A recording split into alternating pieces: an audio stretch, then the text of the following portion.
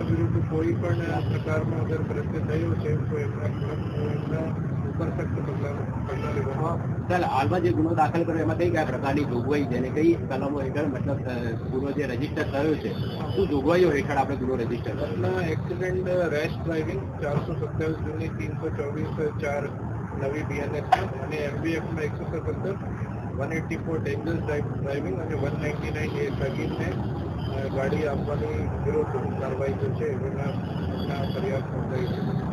Sir, આ 6-7 લોકો હતા તો એ તમામ સ્કોર્પિયોમાં જ આવ્યા હતા કે અલગ બીજી 2 વ્હીલર કે એવા બીજા સાધનો લઈને આવ્યા હતા?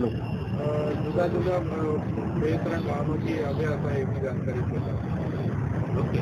ઓકે. દરેક હિન્દી પોલીસ કોન્સ્ટેબલ મનોજ કુમાર વિનોદભાઈ મકવાણા. મનોજભાઈ, શું કાલે શું આપણે ઘટના સૌપ્રથમ શું જોઈ? અમુક PCR 187 સાથે પોસ્ટ વિસ્તાર પેટ્રોલિંગમાં હતા. કેનાલ રોડ તરફ જતા 2 લોકોએ આવીને એવું જણાવેલ કે સાહેબ કેનાલનું પાણી બંધ કરવું છે, સ્કોર્પિયો ગાડી અંદર પડી છે.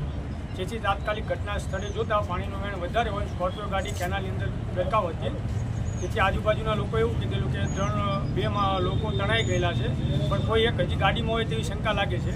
જેથી અમે તાત્કાલિક બાજુમાંથી રસી મંગાવી અમારા PI સાહેબને અને કંટ્રોલને જાણ કરી. અમારા PI સાહેબ તેમજ ડિસ્ટર્બ ફોજદાર ગોયલ સાહેબને એ લોકો 5 જ મિનિટમાં ઘટના સ્થળે પોલીસ સ્ટાફ સાથે આવી ગયેલા અને અમે રસ્તો બાંધી કેનાલની અંદર પડેલા અને પબ્લિકના માણસોની મદદ લીધેલી.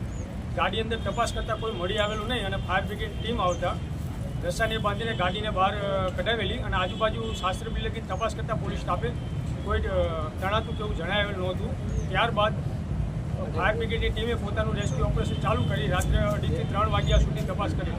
કયા સંજોગોમાં અકસ્માત સર્જાયો હતો? આપ જ્યારે પ્રથમ પહોંચ્યા ત્યારે ગાડીની હાલત કેવા પ્રકારની? પણ ગાડી કેનાલની અંદર પાણીમાં ગરકાવ હતી. આપણે સીધી જ રસેલી અને આપણે રેસ્ક્યુ કરવાની રાહ પણ ન જોઈ. ફાયર કેમ તરત જ આપણે આ કામગીરી કરી, કઈ રીતના આખી કામગીરી કરી તરત? અમને એવું લાગ્યું કે સ્કોર્પિયો ગાડી અંદર કોઈ હશે. ગાડીના ડિપર લાઇટ અને બ્રેક લાઇટ વારે ઘડીએ થતી હતી. જેથી અમે એવો વિચાર્યું કે કોઈ બી વ્યક્તિ અંદર હોય તો પોલીસ તરીકે અમારી ફરજ પહેલી એવી છે કે તેનો જીવ બચાવવો. કેમ કે ગુજરાત પોલીસનો સિમ્બોલ છે સેવા, સુરક્ષા અને શાંતિ. પબ્લિકની સેવા કરવી, શાંતિ આપવી અને સુરક્ષા કરવી એ ગુજરાત પોલીસની જવાબદારી છે, જે અમારી ફરજનો એક ભાગ છે. અને એ બાબતે અમારા PI સાહેબ RN પટેલ સાહેબ તેમજ અન્ય સ્ટાફ PSI સાહેબોનો વારે ઘડીએ માર્ગદર્શન અને સહકાર મળતો જ હોય છે. અને તેઓ વારે ઘડીએ કહેતા હોય છે કે ભાઈ આપણું ફરજ એક જ છે પોલીસની સેવા, સુરક્ષા અને શાંતિ. જેથી પબ્લિકની સેવા, સુરક્ષા, શાંતિ કરવી આપણી જવાબદારી છે.